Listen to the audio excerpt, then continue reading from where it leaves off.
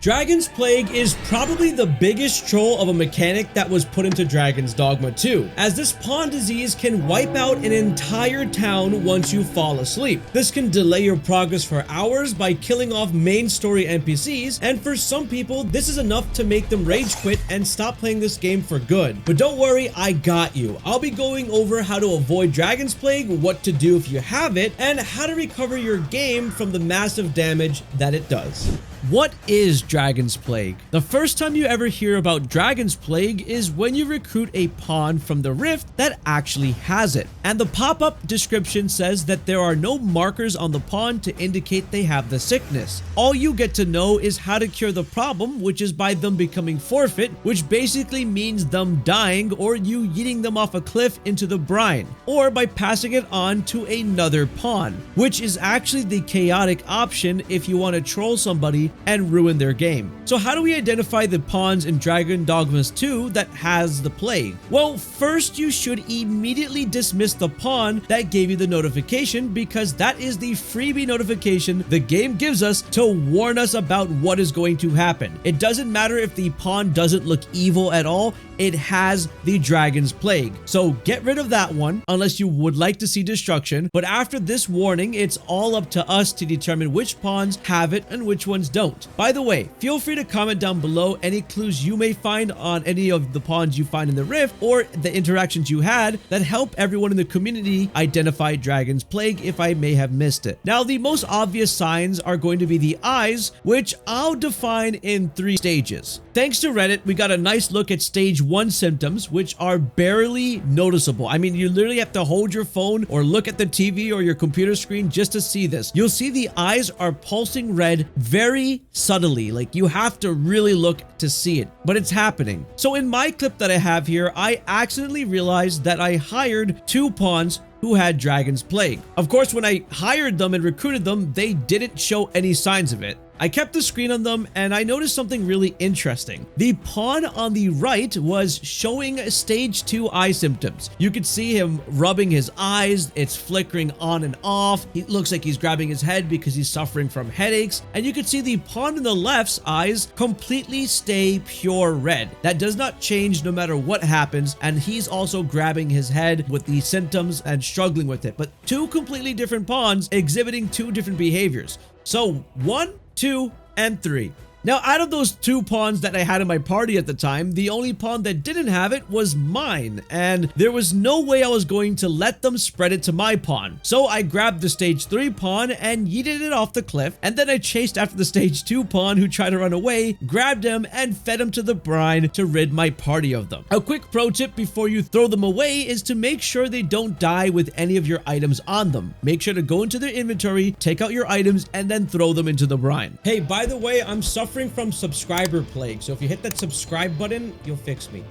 Now, the scary part about the Dragonsplague is that a lot of gamers have reported that the eyes weren't the only sign. YouTuber Big Dan Gaming had a pawn he rented that had bright blue eyes the entire time, and the only sign that she was infected was her dialogue and body language. So in this clip, the infected pawn in his party was just sitting on the floor, and the other pawn was scolding at the infected pawn. Take a listen. Really now? You mustn't shirk your duty, lest you forget 'tis the Arisen we serve here. I'm well aware of that, thank you. Or another case when he asked her to heal him and she said this. Seems there's no room for argument here. I shall obey, but I won't pretend I'm happy about it. Now, the first Dragonsplague pawn that I brought with me into my world had very interesting dialogue while we were exploring, like the following.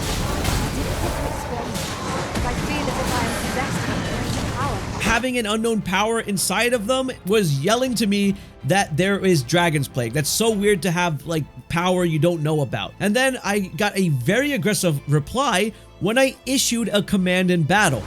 You needn't command me at every turn.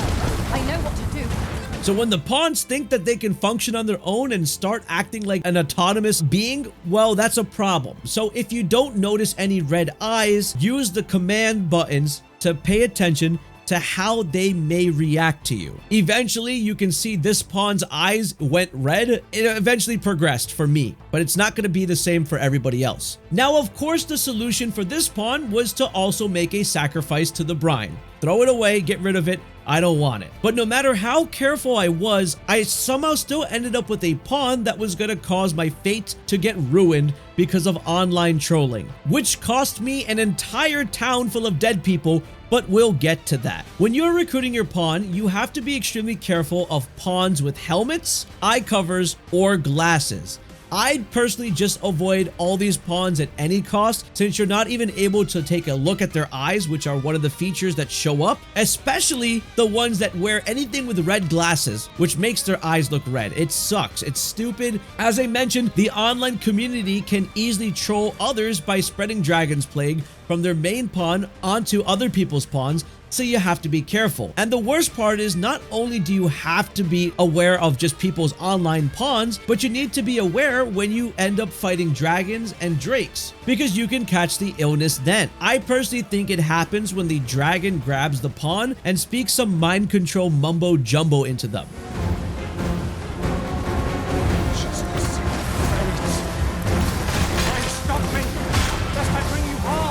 Basically, to stay safe, just yeet your borrowed pawns and your own pawns into the brine once in a while after you're finished doing some missions or quests, or you finish up fighting a dragon, to just stay safe. That's all you have to do. But now it's time to get into the chaos that happened to me. During my Sphinx riddle missions, I had to find an official pawn from Capcom that was called Sphinx Mother, Sphinx Father, or Sphinx Parent for one of the riddles. I recruited a Sphinx Mother pawn, and take a look at how it looks. It literally is sitting there with glasses, red-ish glasses. So I wasn't able to see the eyes clearly. And it wasn't saying anything funky to me. It didn't look like it had red eyes, but it could have under the glasses, which I didn't notice. And because I was doing the Sphinx quest, I wanted to rest at an inn before I had to bring her to the Sphinx. The moment I slept, I told my friend in Discord, imagine if this pawn had Dragonsplague, and before I could even react, the cutscene initiated.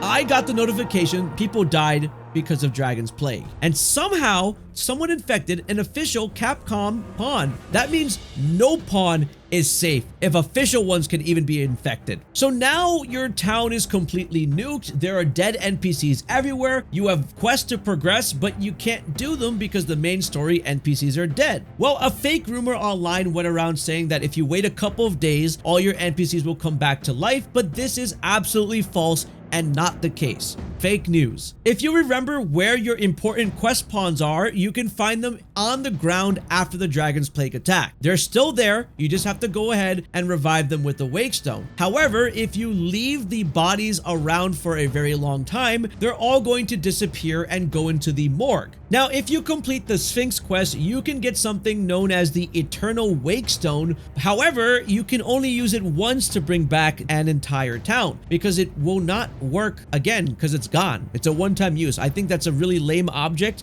because somehow this might happen again and you just have to individually revive who you need to. But we're going to get into that. So whenever you go to the morgue after a few days, it's going to be filled with caskets. And I mean floors of caskets. That's going to overwhelm you, especially if you need to find a specific NPC for a quest. I actually didn't buy a house in Vernworth in the playthrough I'm currently doing, and I needed to talk specifically to Mildred and pay her to get the house. Now, luckily, all the caskets on the sides are the ones with important NPCs. Just take a look at some of these main NPCs that are on the side. Look, even Sven is over here. Eventually, I was able to find Mildred on these side coffins, which makes it so much easier, and all I needed to do was just use a Wakestone for that specific NPC for that specific quest. And she came right back to life, a little cutscene happened, and then she disappeared into the spot she was supposed to be. I went exactly where I was supposed to buy the house, and I was able to do that. So look for the specific NPCs you need to. Just Google a guide